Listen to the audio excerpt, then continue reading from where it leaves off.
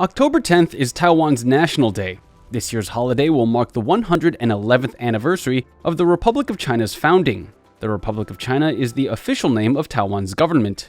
Every year, there's a massive ceremony to celebrate the occasion, and these celebrations are overseen by a planning committee headed by the legislative speaker. On Wednesday, the planning committee held a press conference to show a preview of this year's festivities. The theme of this year's National Day is a call on the public to come together and protect the country.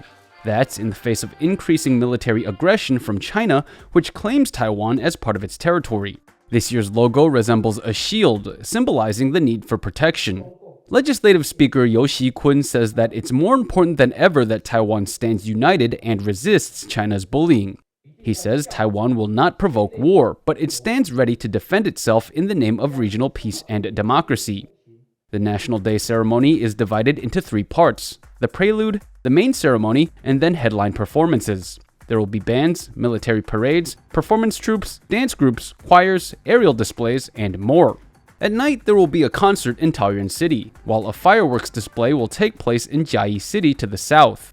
With celebrations taking place throughout the country, wherever you are in Taiwan, you will never be too far from festivities. Leslie Liao, RTI News.